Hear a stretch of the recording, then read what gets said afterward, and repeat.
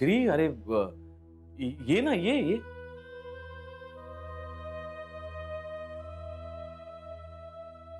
तू असं दारात का उभा होतास? नाही, इथे तुमचं काहीतरी महत्वाचं बोलणं चालू होतं म्हणून मी आपला. नाही नाही, ते काही नाही, एवढं काही नाही महत्वाचं. काय ते, काय तसा काही प्रॉब्लेम नाहीये, काही प्रॉब्लेम काही नाही. हा, बस ना. नको चहा. नको नको. दरवेळी उभ्या उभ्या जातोस तू श्री. माझ्याकडे वेळ कमी असतो. आणि माझ्याकडे खूप असतो वेळ, खूप असतो. आणि त्यातून तू आलास ना की मला भानच राहत नाही वेळेचं. मला ना खूप आश्चर्य वाटलं श्री आज तुला बघून. म्हणजे नेहमीच वाटतं, पण आजही मला वाटलं होतं की तू थोडा नाराज असशील माझ्यावर. I am sorry Shri. कशाबद्दल? म्हणजे त्या दिवशी तू आला होतास तेव्हा मी असा होतो. असा म्हणजे? असा म्हणजे नेमकं तू आलास त्या दिवशी माझी अवस्था, म्हणजे मी फार बऱ्या अवस्थेत नव्हतो. Never mind. म्हणजे तू तू रागावला नाहीस माझ्यावर? छे, मला काही फार वाटलं नाही त्याचं. फक्त जे ऐकलं होतं ते प्रत्यक्ष पाहिलं. म्हणजे तसं कायम नाही होत श्री, बर का. म्हणजे क्वचित कधीतरी, म्हणजे नेमका तू आलास तेव्हा असं, पण असं कायम नाही होत. नाही, आणि कायम झालं तरी मला काय फरक पडतो?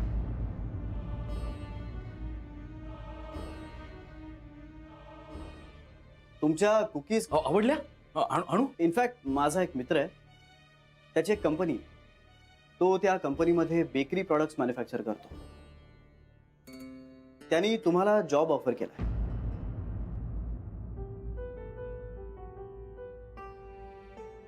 त्याचं युनिट राजस्थान जवळ आहे. तुम्हाला तुमच्या कामाचा योग्य तो पगार मिळेल, राहायला घर मिळेल, गाडी मिळेल. तुमची सगळी व्यवस्था अगदी चोख केली जाईल.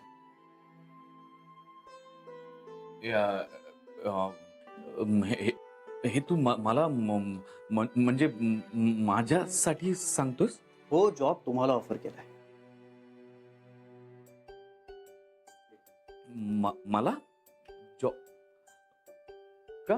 का म्हणजे चांगलं काम करणारी माणसं लोकांना हवी असतात. आणि तुमचं बेकिंग स्किल उत्तम आहे. ए ए श्री, तू तू माझी चेष्टा तर करत नाहीयेस ना? चेष्टा मस्करी करण्या इतके जवळचे नाही होत आपण. मी खरं बोलतोय. पण मला मोठ्या कंपनीत काम करण्याचा अनुभव नाही आहे श्री. अहो, पण त्यांची काही हरकत नाहीये. नाही म्हणजे तू माझ्या शिक्षणाबद्दल बोललायस ना त्यांना. मी फार काही शिकलो नाहीये. म्हणजे 12वी पर्यंत सायन्स, आणि न काढून आईनी मला आर्ट्सला घातलं. 3 वर्षाचं ग्रॅज्युएशन कम्प्लीट करायला मला जवळपास 5-6 वर्ष लागली होती. पण तुम्हाला कुकीज उत्तम येतात, आणि त्यासाठी तुमचं शिक्षण लक्षात घेतलं जाणार नाहीये. पण म्हणजे त्यांच्याकडे इतक्या प्रेमाने तू माझं नाव सुचवलंस श्री. हो, म्हणजे मला नाही जमलं तर मला भीती वाटते. माझी लायकी नाही रे चांगला पगार वगैरे या सगळ्याची. म्हणजे माझ्या करता कुणाकडून असे उपकार नको घेऊस तू बाळा. उपकार वगैरे काहीही नाहीये त्याच्यात. मग मला मानाने जगता यावं म्हणून शब्द टाकलास तू. मी तुमची परिस्थिती बघतोय. नाही, आणि तुम्हाला आर्थिक मदत केलेली आवडणार नाही, आणि याच्यात काही फार विशेष नाहीये. तुमचा बँक बॅलन्स वाढेल, तुम्हाला स्वतःचं घर मिळेल. काय बोलू, मला काही कळत नाही काय बोलणार मी. एकच गोष्ट, तुम्हाला तिकडे जाऊन राहावं लागेल. तिथे म्हणजे? राजस्थान जवळ. ओ हा. बघा, विचार करा. कदाचित ही शेवटची संधी असेल. स्वतःच्या पायावर मानानं उभं राहण्याची कदाचित शेवटची संधी. बघा, विचार करा. आणि तुम्हाला हे पटलं तर माझी एक अट मान्य करावी लागेल. कोणती? ते तुम्ही ऑफर स्वीकारल्यानंतर सांगेन. पण आत्ता का नाही? कारण आत्ता फक्त या संधीचा तुम्ही गंभीरपणे विचार करावा असं मला वाटतंय. तेव्हा मला फोन करून कळवा. माझा नंबर आहे माझ्याकडे.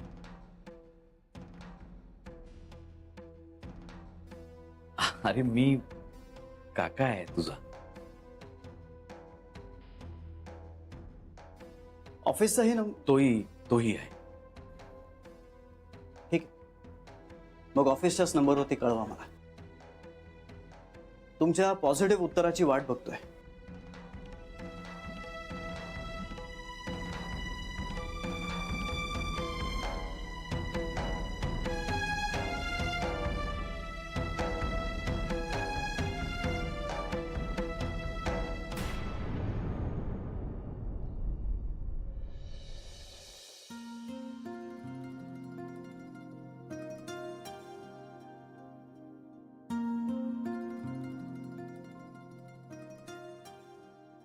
अय्याजी काय होत आहे? काही नाही ग, तुझ्या नवऱ्यानं हे नवीनच मागे लावलंय ना. म्हणजे अगं, पेपर बंद केलाय त्यांनी. कागदासाठी जंगल तोड होते म्हणून पेपर नेटवर वाचा असं म्हणणं आहे त्याचं. हो, पण मग अगं जमतंय कुठे मला. एकतर हे असं वाचताना ना अक्षर एकमेकात घुसल्यासारखी वाटतात आणि पुढचं पानही उलगडता येत नाहीये मला. एक मिनिट अय्याजी, मी सांगते. हं. हे बघा, इथे नंबर्स दिलेत ना, ह्या नंबर्सवर तुम्ही क्लिक केलात ना तर तुम्ही पुढच्या पानावर शिफ्ट होऊ शकता. हा. नाहीच तर तुम्ही डायरेक्ट एडिटोरियलही वाचू शकता ना. अच्छा अच्छा. किंवा हे बघा, ह्या ऑप्शननी तुम्ही स्पोर्ट पेज पण वाचू शकता किंवा काही जे हवं ते. हो. हा, बघते बघते बघते, जमेल तसं करते. अय्याजी, तुम्हाला तर नक्कीच जमेल. मला जमेल ग, पण बाकीच्यांचं काय. आधीच पेपर वाचायचा उत्साह दांडगा, त्यातून नेटवर वाचायचं म्हणजे झालं. जमेल, त्यांनाही हळूहळू शिकवू आपण. शिकवू. All the best. पण खरं सांगू, पेपर वाचायची गंमत नाही. पेपर कसा कधीही कुठेही कसाही बसून वाचता येतो. सकाळी ताजा ताजा पेपर आला ना की त्याचा असा वास घेऊन नवीन साडीची घडी मोडल्यासारखं वाटतं मला. ती गंमत यात नाहीये. पण अय्याजी, होईल सवय. आणि तुम्हाला सांगू, तुम्हाला एकदा सवय झाली ना की मग तुम्ही पेपर हातात घेणारच नाही. पण त्यासाठी खूप कष्ट घ्यायला लागणार आहेत मात्र. पण अय्याजी, झाडं वाचवायलाच हवीत ना. खरंच खूप गंभीर परिस्थिती आली आहे, म्हणून हे असे जालीम उपाय करावेच लागतात. श्रीची बायको शोभतेस खरी. चला, जुनं मागे सोडूया, नवीन काहीतरी शिकूया. पण ह्या बाबतीत तुम्ही ग्रेटच आहात अय्याजी. पुरे. तुला ऑफिसला नाही जायचं? उशीर नाही झाला? माझी झटापट दिवसभर चालू असणार आहे. ओके, येऊ अय्याजी. Bye bye bye. हा, हे आलं की.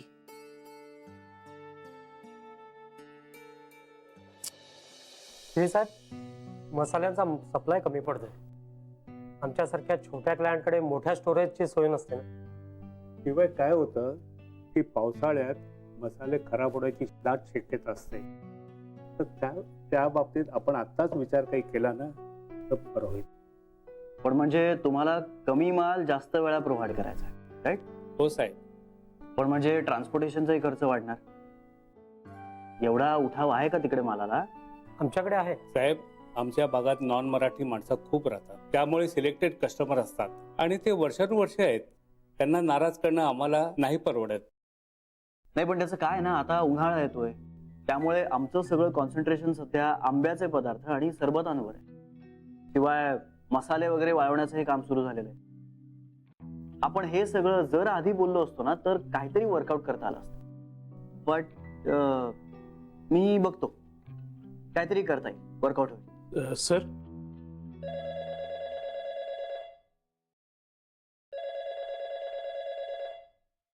सॉरी, काय म्हणत होता तुम्ही?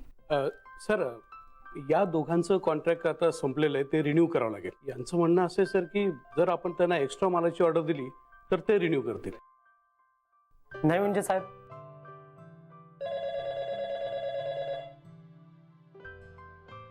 एक मिनिट. हॅलो, मीटिंग चालली. थँक्यू. सॉरी, बोला. नाही म्हणजे साहेब, आम्हाला तुमच्याशीच बिझनेस करायचा. म्हणजे आम्हाला माल जास्ती हवाय, पण तो जास्ती दिवस ठेवण्याची सोय नाही आमच्याकडे. हो, मला कळतंय सगळं, पण मला विचार करायला आणि सगळा हिशोब मांडायला एखादा दिवस तरी द्या ना. आणि आय एम शुअर की काहीतरी मार्ग नक्की निघेल. माझी खात्री आहे की आपलं डील डिस्कंटिन्यू होणार नाही. हा, एक मिनिट. हॅलो, हा, मी तुम्हाला सांगितलं होतं ना की नो फोन कॉल्स म्हणून. हा, अच्छा, लक्ष्मीकांत गोखल्यांचे फोन येऊन गेलेत का? हा हा, मी मी मी त्यांना करतो कॉल. या, हो, थँक्यू. एक मिनिट.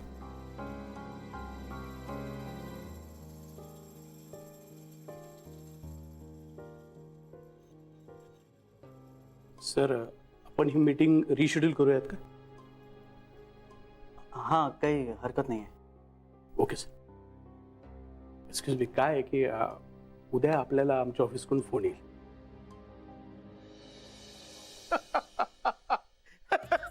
जानवी, जानवी, मला एक सांग, आपल्याला बघून लोक जोक्स बनवतात की जगात सगळी जोडपी अशीच असतात?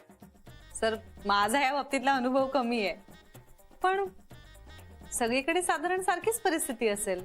म्हणजे हे जे जोक्स येत असतात ना आपल्या फोनवर सतत, असं लोकांच्या आयुष्यात खरंच घडत असतं?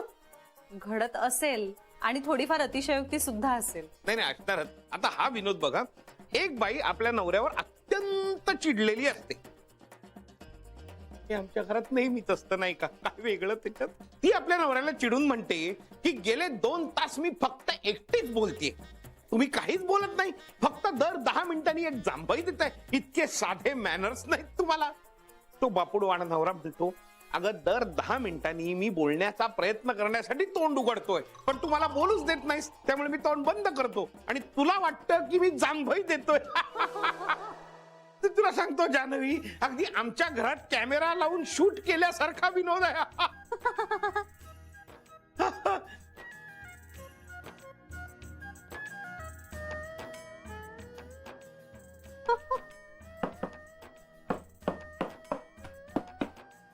आपली काय दाढ काढली आहे? दाढ नाही का?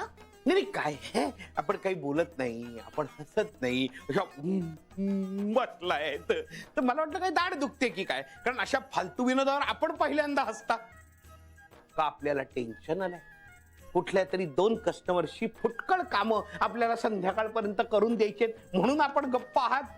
सर प्लीज तुम्ही मला बोलू नका. माझं ब्रेकअप झालंय. हो, माझ्या बॉयफ्रेंडने मला सोडलंय, त्यामुळे मी ऑलरेडी डिस्टर्ब आहे. प्लीज तुम्ही जर आता मला बोललात तर मी खरंच जास्त चुका करेन. त्यात वेगळं काय आहे? हा? जान्हवी, तुला हिचा डाव कळला का? आता पुढचे काही दिवस हे कारण सांगून ती कामात टंगळमंगळ करणार, तुला तिचं वाईट वाटणार, मग तू तिची कामं स्वतःवर घेणार, मला वाईट वाटणार, त्यामुळे मी तिच्या घोडचुकांकडे दुर्लक्ष करणार. असे काही दिवस आपले मूड ऑफ खेळण्यात गेले की नंतर आपल्या लक्षात येईल की ही नेहमीप्रमाणे उत्फुल्ल, टवटवीत आणि आनंदी दिसतेय. आपण मात्र चेहरे पाडून बसलोय हिचा ब्रेकअप झाला म्हणून. वरती हीच आपल्याला एक दिवस विचारणार, तुम्ही असे का दिसताय? मूड ऑफ झालाय का? काय झालं? सर प्लीज, ती खरंच अपसेट आहे हो, आणि ती कामावर कॉन्सन्ट्रेट करायचा प्रयत्नही करते सर. हो, पण जमत नाहीये. नाही सर. जान्हवी, ती अत्यंत कामात फोकस्ड आहे आणि जगात काहीही झालं तरी तिच्या हातून चुका होणार नाहीत. हे ज्या दिवशी तू मला सांगशील ना त्या दिवशी मी दाढी वाढवून हिमालयात जायला मोकळा. त्या दिवशी माझ्या मोक्षाचा मार्ग खुला झाला. उघड दार देवा आता, उघड दार दे. एक मिनिट. स्मितुडी, काय ग स्मितुडी, तुझा मूड गेलाय? मग काय डान्स करून दाखवू? पण फोनवरनं दिसणार नाही. विनोद सांगू तुला? अच्छा, त्यामुळे आणखी मूड जाईल. बरं बरं बरं, मग काय करूया बरं स्मितुडीच?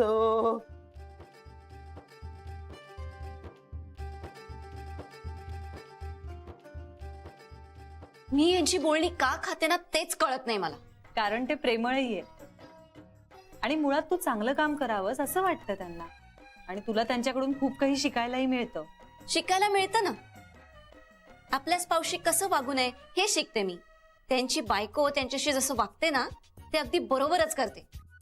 देवाने शिक्षा केली आहे त्यांना. भगवान के घर देर है लेकिन अंधेर नहीं. तू बघच जान्हवी, पुढच्या जन्मी आहे ना. हो, तू त्यांची बॉस होणार आणि ते तुझे शिपाई.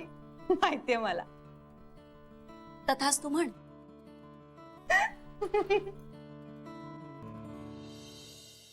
मी सांगितलं श्रीला, अजिबात त्या जीजी का फिजी त्याच्याशी बोलायला जायचं नाही. काही गरज नाही आपल्याला. बरोबर आहे.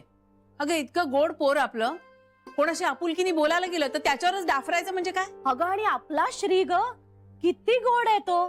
त्याला बघून इतरांना वाटत असेल की या माणसाशी बोलायला जावं. कसा सिनेमातल्या हिरो सारखा दिसतो की नाही आपला श्री. मला आश्चर्य या गोष्टीचं वाटतंय की श्री असा अनोळखी माणसाशी गप्पा मारायला गेलाच कसा. म्हणजे आपला श्री काही अबोल नाहीये, पण म्हणून स्वतःहून एखाद्याशी गप्पा मारायला जाईल असंही नाहीये. मला तर असं वाटतंय ज्या अर्थी श्री त्याच्याशी बोलायला गेला त्या अर्थी त्या माणसाबद्दल त्याला काहीतरी वाटत असणार, नाही का? हो ग, पण त्या माणसाला त्याची काही किंमत आहे का बघा. हे असंच असतं ग, असंच असतं हे. आपण साधे असतो पण समोरची माणसं आपल्या इच्छेनुसार वागणं बदलतात. श्रीला बिचारायला किती वाईट वाटलं असेल ना. हो ना ग, म्हणजे दिवसभर काम करून परत येताना जरा कोणाशी बोलायला गेला तर स्वतःचा अपमान करून घ्यायला लागला. शी. आणि एवढं होऊन सुद्धा श्री त्या माणसाचीच बाजू घेत होता. सारखं आपलं सरुमावशी तो अपसेट असेल म्हणून तो बोलला असेल असं म्हणत होता. बरं, पण हे सगळं ऐकून जान्हवी काय म्हणाली? काय म्हणणार, ती सुद्धा चिडली होती. साहजिकच आहे, चिडणारच ती. हो बाई, पण आता श्रीला म्हणावं त्या माणसापासून जरा दूरच राहा. मला भेटला ना कधी तो तर अशी ओरडीन ना त्याला, ओरडणं विसरून जाईल तो. चांगली सडकावून काढीन त्याला. हो, चांगली सडकावून काढ. हो बेबी, तूच करू शकतेस असं. आम्ही सगळ्या आहोत तुझ्या बरोबर. काय समजतो तो स्वतःला? बघ ना, आमच्या श्रीला बोलतो म्हणजे काय वाटेल ते बोलायचं. हं?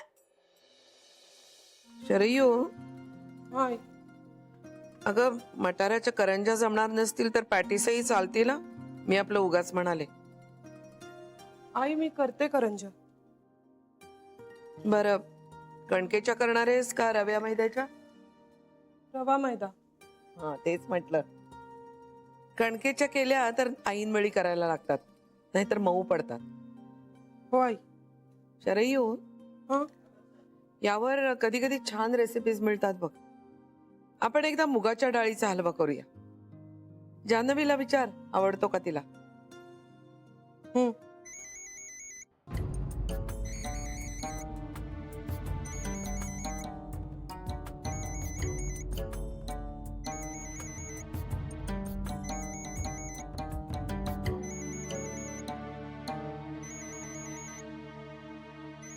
वेगळाच कुठला तरी नंबर आहे, घेऊ? विचारतेस काय गे. हॅलो. हॅलो, शरयू गोखले का? हा. मी लक्ष्मीकांत गोखल्यांचा शेजारी बोलतोय. गोखलेंना जरा बरं वाटत नाहीये, हॉस्पिटलमध्ये ऍडमिट केलंय त्यांना. काय?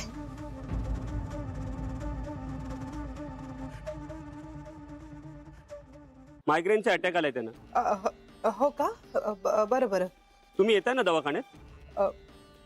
मी काय? अहो ताई, तुमच्या लक्षात येतंय ना, तुमच्या मिस्टरांना हॉस्पिटलमध्ये ऍडमिट केलंय. हो हो. कुठे आहेत, कुठे आहेत? राव नर्सिंग होम मध्ये. मग कधीपर्यंत याल तुम्ही? मी बघते. मी बघते. अहो ताई, प्लीज जरा लवकर या. हो हो हो. मी कळवते. कळवते? अहो कळवते म्हणजे? अहो ताई, मला कामावर जायचंय, प्लीज जरा लवकर या तुम्ही. हो हो हो. कुणाचा फोन होता? आई रॉंग नंबर होता. रॉंग नंबर होता. हा म्हणजे कुणाचं तरी कोणीतरी दवाखान्यात आहे असं चुकून मला कळवलं. पण आई आपला काय संबंध ना, आपल्याला काय करायचंय. शरयू, आई खरंच रॉंग नंबर होता.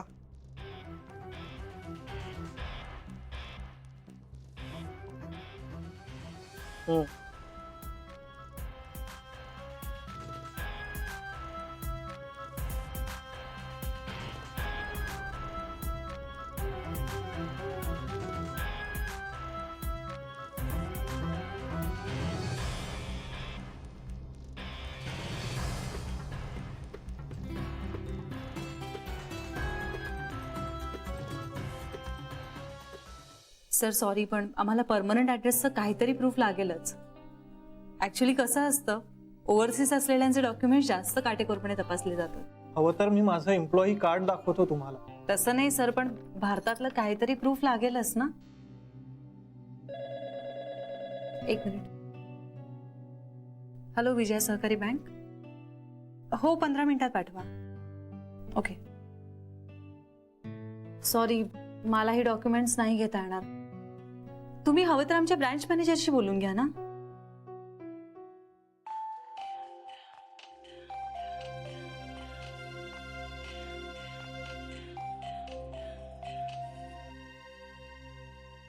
पण माझं अकाउंट ओपन होईल ना. हे बघा, तुम्ही ते सरांशीच बोलून घ्या, कारण ह्या केसमध्ये मी काहीच नाही करू शकणार आणि माझ्या लेवलला मला नाही ठरवता येणार काही. एक्सक्यूज मी, छोटी आई, मी कामात आहे. मी नंतर तुम्हाला. आता बोल ना जान्हवी, प्लीज. मला बोलू दे ना. जान्हवी यांना बरं नाहीये, यांना हॉस्पिटलमध्ये ऍडमिट केलंय.